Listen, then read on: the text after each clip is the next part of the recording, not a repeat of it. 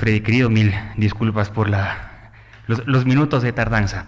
Y gracias por la invitación. A ver, yo creo que es bastante interesante lo que sucedió con el debate. Y creo que hay tres cosas o tres líneas que podríamos abordar a lo largo de este tiempo de la entrevista. El primero, el contexto, ¿no? Que es decir, por dónde llegan, cómo llegan los candidatos, diría yo, cuáles son las condiciones que también les obligan. Nos venía escuchando justamente a Checha y a usted en la radio.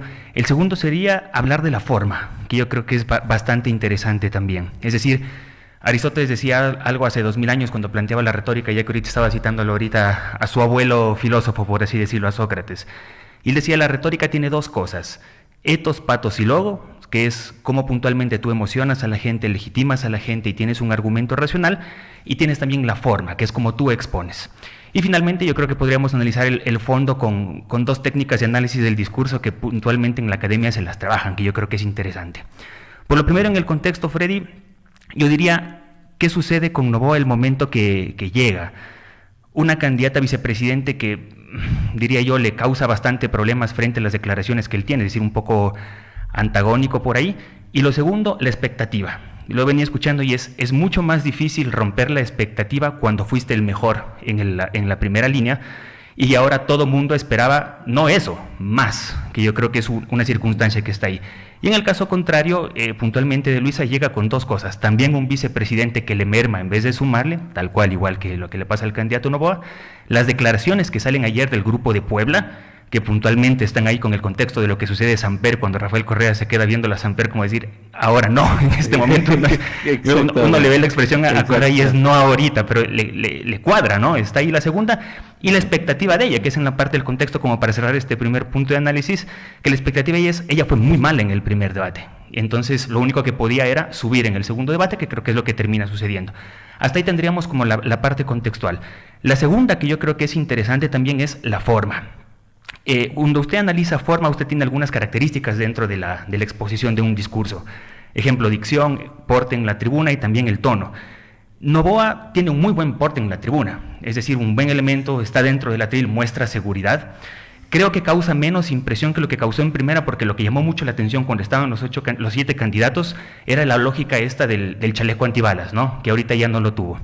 En forma, en el caso de Luisa, puntualmente en el porte de la tribuna, es súper interesante y nadie habló de esto y es un dato curioso, es que ella no usa lentes, ¿no? Si usted ve el primer... Por eso, no, pero hemos hablado de que la estética esta es súper importante. Que se la saca, que se la quita, que se la Pero no pone. solo eso, en el primer debate, si se da cuenta, no tenía lentes. No, en el segundo utiliza los lentes. No, nunca utiliza lentes. De acuerdo, ahora... Se los pone por estética, para dar esa imagen que se quita el lente y... Más que todo porque en la retina, cuando usted piensa en lentes, los que usamos lentes es la persona que sabe algo, ¿no? Eso es lo que pasa con el encuadre. Es la intelectualidad. La intelectualidad. Se puso de moda. Se puso de moda y le toca batirse en esta parte de forma. Y los otros... hay mucha gente que ya se ha quitado, es verdad. De acuerdo. Si se hacen porque se puso tanto de moda que todo el mundo se ponía lentes aunque no los necesite. Es un framing, ¿no? Esto se llama encuadre. Es decir, uno ve lentes y dice, este sabe. Claro. De hecho es algo chistoso porque se llama el efecto Halo como verlo en psicología. Un viejito pelón con lente redondo, este es psiquiatra, este es loco. De acuerdo. O verlo con canoso y dices experiencia y sabes más. Entonces no está hecho al azar, o sea, hay un gran trabajo atrás. En dicción yo creo que tiene un problema ahí Noboa, es decir, se traba un poco en los primeros minutos. Yo supongo que también es por alguna cuestión, algunos segundos, por alguna cuestión emotiva. Tengo entendido que el papá está un poquito delicado y seguramente eso en la parte emocional, pues... A ver, solo un segundo, ahí, porque hay una persona en la línea. Buenos días, 725-400, lo escuchamos, adelante. Gracias, estimado Freddy, por saludarlo a su invitado, doctor Ruiz. Mire, pienso que tras de la candidata Luisa están estos señores Alvarado. Ellos son los que manejan la imagen. Y para que el pueblo no se entienda, asistimos a un debate real y virtual. Y ellos presentaron una candidata disfrazada. Mas no va por el asunto del intelecto, de ponerse los lentes para similar en paralelo, que es una persona entregada a la lectura o a la investigación. No, Más bien la imagen de ella fue presentada como un personaje de telenovela que capta en lo virtual a los sectores que ellos quieren llegar, es decir, a personas que no tienen preparación en el campo más profundo de la política. Quisiera también señalar que Novoa, estamos nosotros, yo le está hablando un oyente de muchas décadas de vida, estamos asistiendo nosotros a ver un nuevo estilo de exposición.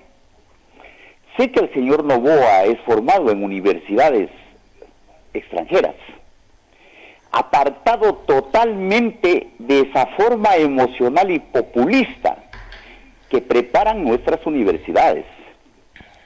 Esa fractura, esa inflexión, como dicen los sociólogos, estuvo sumamente clara. Esa serenidad, esa forma de tomar y la forma incluso incisiva de recalcar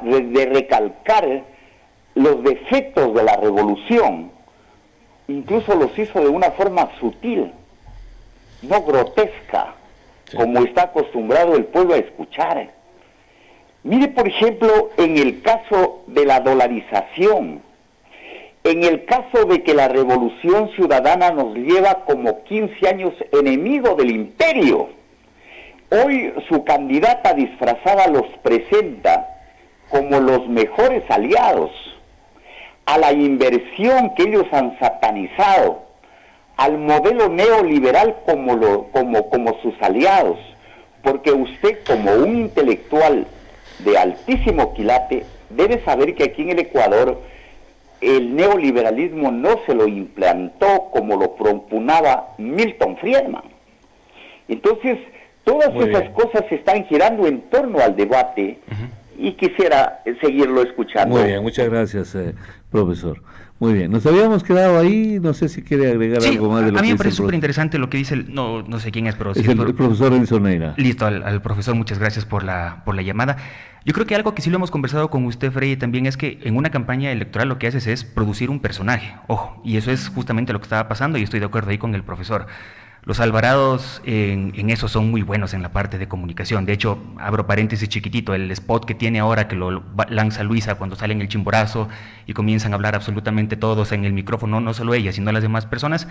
Dato curioso, es muy parecido al spot que ustedes lo pueden ver de Bachelet para la candidata presidencial, cuando ella se saca la banda y comienza a darle la banda absolutamente a todos. Ahí diría que hay un 60% de similitud en base a esa construcción. Ahora, yo me quedaba en la cuestión puntualmente de la forma, ¿no? Y esto es importante porque la retórica, que al final es el arte de hablar o el arte de convencer, te plantea estas cosas, ¿no? Forma, que es lo que estábamos conversando, el porte en la tribuna de los dos, que yo creo que es bastante impecable, por así decirlo. La dicción, que es esta lógica de qué tan bien puedes pronunciar para dar ese mensaje de seguridad, y la tonalidad. Cuando tú utilizas una tonalidad, cuando imprecas o alzas la voz, es para dar mayor importancia a ciertas cosas. Usted más que nadie lo sabe como comunicador, claro. Para enfatizar. Creo que ahí, diría yo, fue bastante débil en esto los dos candidatos al final en tratar de posicionar. De ahí, de acuerdo, es muy diferente, venía escuchando también el debate que usted pone de los 80s y esta lógica de trabajar un poco Rodrigo Borja frente a lo que es un orador, versus León Febres Cordero, frente a lo que fue un orador de tarima, a lo que se comunica ahora puntualmente, que es a través de redes sociales. Antes necesitabas puntualmente una plaza para generar toda una oratoria exclamativa, y ahora en 15 segundos, por la inmediatez o el mundo de la inmediatez o el mundo líquido, como lo dice Bauman, el filósofo, tienes que imprecar todo en 15 segundos de manera rápida y en un pitch. Y frío, pero es frío, ¿no? Es más frío, claro, pero yo soy más emocional. Lo que decía el profesor respecto del populismo. El populismo tiene dos maneras de entenderlo, solo como para analizar esta parte de aquí. Una cosa es dar dádivas, ¿no es cierto?, clientelismo para cobrar votos o comprar votos, y otra cosa es cómo comunicas. Normalmente la comunicación del populismo puede ser de izquierdas o de derechas, y eso es importante que se sepa. El populismo no es algo de izquierdas, es una manera de comunicar. Si ustedes le leen o le estudian a un profesor que se llama Stefan Balkraf, que es de Bélgica, él dice, 2 características fundamentales del populismo. Primero, demostrar homogeneidad. Esto significa, somos parte de un grupo homogéneo, todos pensamos igual, sentimos igual, somos pueblo, y creamos un antagónico, que es el enemigo. Depende de dónde tú lo quieras ver, y eso siempre pasa si usted se da cuenta. Y eso da más réditos a veces. Totalmente, porque... crear un enemigo. Siempre, siempre. El odio. Por la política maniquea, Freddy, es mucho más fácil decir yo soy aquí y estoy en contra de, a plantear más opciones. Eso se llama la falacia de la polaridad, es decir, creer que solo hay blancos y negros nos da más certeza en la interpretación del mundo. Cuando tú planteas que hay más opciones, genera incertezas y no sabes dónde estás parado. Entonces, utilizar el ellos versus el nosotros como grupo siempre sustenta. Con eso cierro esta segunda parte que decía, el contexto, lo segundo, puntualmente la forma, y ahora vamos con el fondo. Para analizar el fondo, Freddy tiene dos cosas o 2 técnicas que tradicionalmente se utilizan en análisis del discurso, que es súper interesante. Una que es el encuadre, y el encuadre lo que te dice es, cuando tú quieres tener un buen discurso, transmitirlo, tú tienes que tener 5 elementos, una causa, un problema, una solución, una evaluación moral y una resonancia cultural. Tú tienes que transmitir a lo largo de toda tu peroración eso. Y tienes otra técnica, que de hecho algunos analistas como Jacobo García lo estaban comentando en Twitter, lo hicieron ayer en 24 horas y en otros programas, es la técnica de Aristóteles, etos, patos y logos. Ahora, analicemos un poco los discursos, que es lo que al final terminaron manifestando los dos. Novoa hace algo bastante interesante, yo diría, en este debate. A medida que va anclando cada una de sus respuestas, siempre jala esas respuestas a cuestiones en donde el correísmo estuvo envuelto en casos de corrupción. Topa lo de la refinería alrededor del tercer tema con la parte de política social en vivienda, con mucha sutileza. Topa lo de la tabla de drogas en la interpretación que él genera por la tabla de drogas. Topa lo del avión también. Es decir, comienza a generar ese pasado, ¿no es cierto?, en donde Luis en primer debate te generaba esta lógica de ya lo hicimos, pero él te viene y te dice sí, pero ojo que también hicieron esto. Claro. Muy sutilmente, ¿no? Esa es una técnica bastante interesante. Creo que empieza, mire, yo creo que el debate de Novoa, y luego vamos a conversar de Luisa, el debate de Novoa es interesante como él presenta contando una historia personal, ¿de acuerdo? Lo que pasó con los médicos que lo estaban atendiendo al papá, y cabe muy bien en el sentido, diría yo, de la interpretación que se dio a sus palabras respecto de que había dicho que los médicos son una mafia, etcétera. Entonces entra con esa lógica y dice, agradezco a los médicos lo que pasó con su mamá, etcétera, y es como que limpia también esa parte y entra. Creo que en la parte económica no entra con mucha seguridad puntualmente a hablar cuáles son las cuestiones puntuales que va a trabajar. Luisa impreca esta lógica de los 1.500 millones, él dice es el plan Z, todavía no va lleno por aquí. Creo que es muy seguro, mucho más seguro incluso que Luisa en la segunda parte, que es en seguridad, cuando hablamos del plan Fénix, la tiene clarísima, es decir, esto vamos a hacer, esta es la inteligencia, estos son los servicios, por aquí vamos a militarizar, esta es la recuperación de las cárceles, por aquí vienen las partes barcazas, ¿no? En política social, yo creo que lo que llevó Luisa a arrinconarlo puntualmente era la interpretación ver Yasuní, que era una posición muy verde que él tuvo en el primer debate, sí, claro, frente a minería ilegal. Y a la realidad. Y a la realidad de presupuestos. Buenos días, 725-400, lo escuchamos, adelante. Buenos días, doctor Freddy, buenos días al señor panelista. En realidad, al pueblo, a los que estamos en el campo, por ejemplo, en la parte rural. En este momento, por ejemplo, aquí estamos arreglando un canal que se nos dañó cerca de Charquicuña, pero que sí tuvimos la oportunidad de anoche escuchar. Entonces el pueblo no sabemos de muchos términos técnicos y no hilamos muy fino, en otras palabras. El pueblo, lo que nos interesaba era escuchar. Cuando el señor que anteriormente intervino, se lo nota que habla como con resentimiento, con odio, y no debe ser así. Ambos son candidatos y que cualquiera de los dos gana, que dirija bien el país, que nos saque de este hueco que estamos. En todo caso, cuando hablan también de las dávidas para ganar votos, ambos ofrecen lo mismo y dan lo mismo. Por ejemplo, aquí en Catamaya el fin de semana hubo una bingo millonario en respaldo a Novoa. ¿Eso qué es? Dávidas también. Y así, entonces, ambos tienen rabos de paja. Muy bien, muchas gracias, amigo. Avancemos, perfecto, abogado, porque nos quedan poquísimos minutos, siempre. Siempre se va a quedar. Por el atraso también que hubo, ahí se nos quitó. Entonces estábamos en la parte de las conclusiones, no ya de las conclusiones. Y finalmente, en esta cuestión política, yo creo que él genera esta posición de mi consulta popular va por aquí, estas son las dos preguntas, pudo utilizar más tiempo citando las 10 preguntas que en algunos medios de comunicación le ha generado, y claro, sí le manda de refilón, por así decirlo, ojo, es más rápido la consulta popular que el proceso reconstituyente que sí se plantea en el plan de trabajo puntualmente de Luisa Noboa, y a lo cual en segunda vuelta, si usted se da cuenta, lo dejaron de hablar, ¿no? En el sentido de fondo, vamos ahora con Luisa. En la parte económica, yo creo que entra un poco más clara en el sentido de esto es lo que vamos a trabajar, son 2.500 millones de reservas, tiene un discurso un poco más emocional. En la parte de seguridad habla lo que ya lo ha dicho, ¿no? Recuperar el Ministerio de Justicia, volver a fortalecer EQ 911, que al final es el sistema de seguridad y de inteligencia que nosotros teníamos. No responde puntualmente estas preguntas, por ejemplo, en la parte social y en la parte política de la relación que ella tiene puntualmente con el Grupo de Puebla. Sí trata de limpiarse esta lógica de decir, y eso lo conversábamos hace 2 semanas, de generar su propia identidad frente a lo que representa Rafael Correa. De hecho, por eso es esta figura de reiteración que ella utiliza de yo voy a ser la presidenta, porque una de las cosas... Ahí se produjo el cambio, incluso. Exactamente. Se produjo el cambio. Exactamente. Entonces, ya no dio resultado de que ya lo hicimos. Exactamente. Ahora soy yo. Soy yo. Buenos días. Otra llamada, la escuchamos. Adelante. ¿Cómo está? Buenos días. Oiga, yo pienso que las palabras de la señora Luisa fueron muy contundentes con respecto a que el señor ministro de Agricultura, Bernardo Manzano, fue funcionario de la empresa Noboa. Noboa dice que hasta el 2019. En la información del diario El Universo dice que ha sido funcionario hasta el 2023. Ha ocupado desde 1997 diferentes cargos. Y el señor exministro está involucrado en narcotráfico.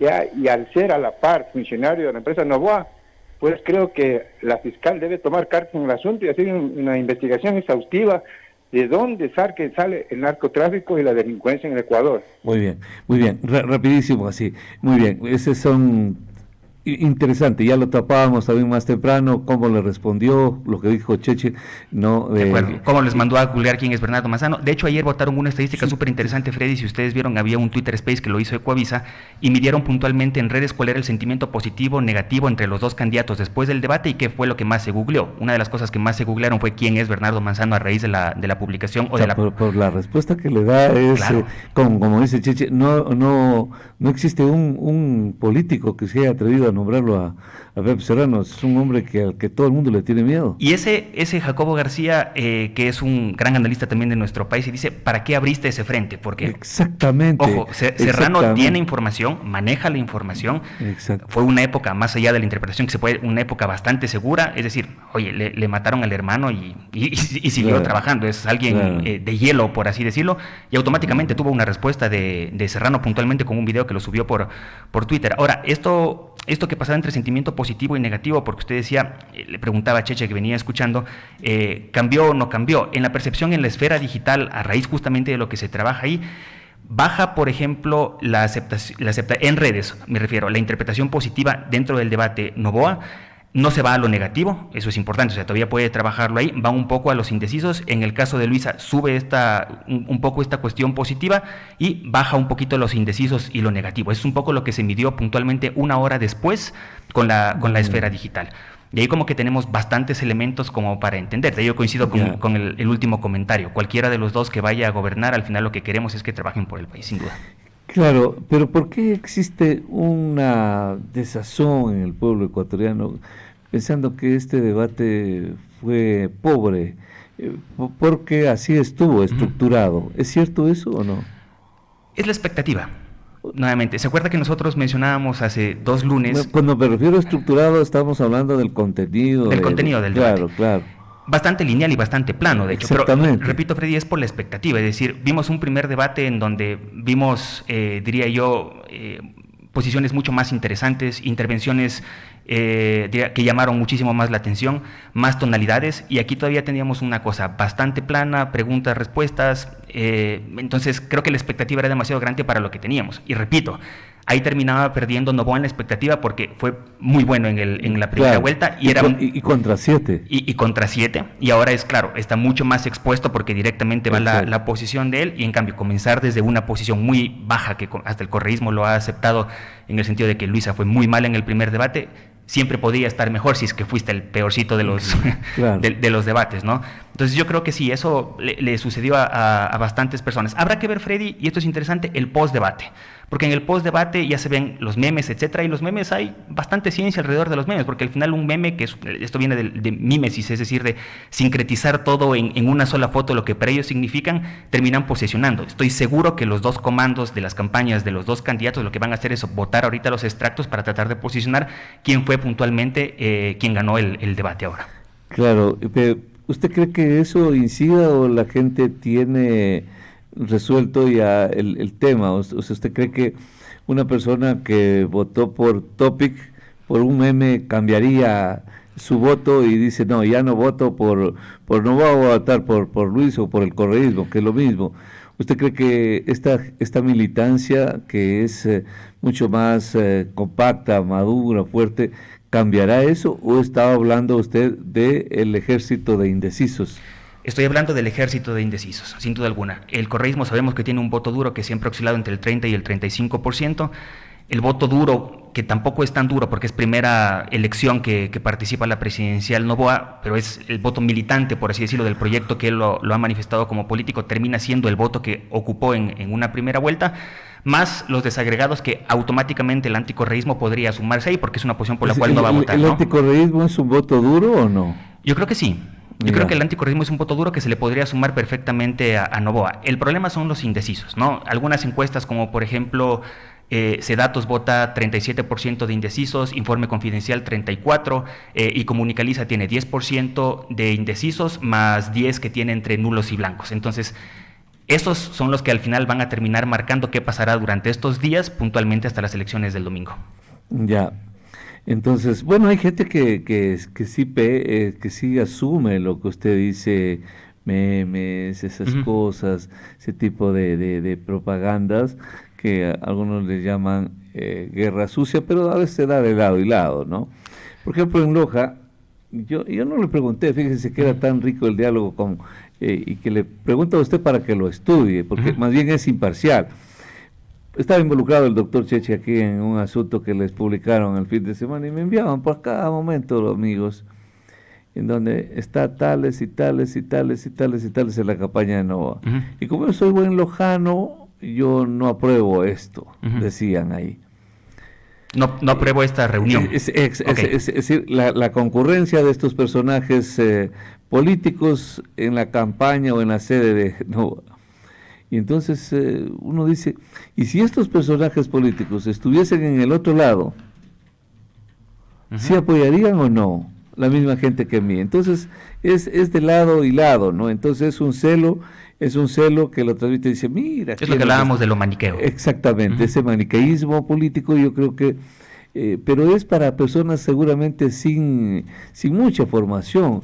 Porque uno cree que hay gente que tiene formación y a lo mejor es uno el que no tiene la formación política, porque un amigo me decía, oye, esto sí es cierto. ¿Y dónde está la mentira? ¿Cuándo ha sido falso eso? ¿Qué tendría de malo? Todo el mundo se pega por ahí, ¿no? Pero la pregunta es, o sea, le damos la vuelta. Y si estas mismas personas estuvieran del otro lado del otro candidato, ¿qué pasaría? Depende de la orilla en la cual tú estás. Exactamente. A ver, cuando hablábamos de maniqueísmo, y esto para todos, y la idea es eso, ¿no? Dar herramientas para que todos podamos rompernos un poco la cabeza frente a lo que creemos que es lo único cierto, como usted lo decía, Freddy. El maniqueísmo se da por algunas cosas. Primero, sesgo de confirmación. Es decir, yo prefiero buscar la información que ratifica lo que yo estoy pensando. Ergo, o en conclusión, si es que yo creo que solo esta es la posición que es válida, todo aquello que esté en el contrario simplemente es inválida. Si yo veo una reunión en donde hay estas personas que han estado ya inmiscuidos en procesos políticos y están con Noboa, yo voy a decir, esa es la vieja política. ¿Por qué? Porque lo estoy diciendo desde mi orilla, primera cosa. Exacto. Lo segundo es el pensamiento tribal, y esto es parte de nuestra biología como animales sociales, es decir, el rato que yo soy parte de un equipo, yo defiendo a rajatabla mi equipo y contradigo absolutamente todo lo del otro equipo. Este es un equipo de fútbol fanático, dogmático, y aquí hay que tener cuidado porque lo que nos va a pasar es que muchas veces defendemos ideas más allá de la razón, sino por lo, como usted decía, lo subjetivo y la pasión, y eso es peligroso. Estamos ahí en el campo del fanatismo. Sí, completamente, Freddy, porque, a ver, En estrategia política, aquí abro un paréntesis, es cierto que Noboa está jugando, y yo se lo decía, a construir la narrativa de yo soy lo nuevo y soy parte de la antipolítica. Entonces, por eso es que yo manifestaba esta posición, lo decía Durán Barba puntualmente, del ejercicio de Milei. Dato curioso, ayer fue también el debate de Argentina y pueden ver lo que hizo, cómo juega este discurso de la antipolítica, es plantear que él representa a nada de los partidos políticos. De hecho, es mucho más beneficioso, Freddy, y esto asusta, es mucho más beneficioso decir yo voy a ser el nuevo presidente y no hablar de política. La gente no quiere que se hable de política. Claro. La gente, 8 de cada 10 ecuatorianos, de acuerdo a Clima Social y a Click Report, 8 de cada 10 no creen ni en organizaciones políticas ni en políticos. Entonces, tienes que venirme a hablar de política sin hablar de política. Y cuando ves estos personajes, obviamente entras en esa lógica. Ese es el problema. Me acaba de enviar un mensaje y yo lo voy a leer más adelante, pero lo voy a resumir porque efectivamente lo leí anoche. ¿Es verdad? ¿Es posible? Yo no puedo imaginar que Luisa tenía ya anticipadas algunas preguntas, considerando que las gentes del tribunal son abiertamente correístas. ¿Pudo haberse filtrado eso o no? ¿Quién puede saber eso? Estoy aquí leyendo el mensaje, lo voy a leer de una persona, pero no quiero consumir más el tiempo porque ya tenemos poquísimo. Lo leeré más adelante. ¿Cree que se pudo haber dado eso en un país del tercer mundo como este? Tal vez todo puede ser posible o no, yo no creo. Pero aún así, pues sería devastador, porque si aún así teniendo las preguntas no hay buenas respuestas, entonces hubiese sido peor. Yo no creo que haya eso, porque se falló mucho, de todas maneras al final se falló demasiado en las respuestas. Yo entiendo la duda, porque tenemos una crisis institucional, si la gente no cree en las instituciones públicas. Perfectamente. En donde obviamente entra el CNE. O sea, la duda yo creo que es válida frente a lo que hemos tenido con el manejo de los procesos electorales y más. Ahora, sí que es cierto que quien se ve derrotado en una posición, ejemplo, un debate, siempre va a decir que el que ganó tuvo las preguntas. Acuérdense que en primera vuelta dijeron, y hasta ayer veía cómo estaban filtrando, como que dice que hubo fraude, que tenía un audífono Noboa, que tenía las preguntas, nada, tuvo una buena participación. Y en el caso ahora, si es que la ven a Luisa, que fue un poco mejor en el debate a raíz de primera vuelta, van a plantear la misma narrativa. Entonces, hasta que no tengamos evidencia, Freddy, creo que no podemos aseverar. Gracias, abogado, gracias. Era el abogado Pablo Ruiz aquí en Primer Plano.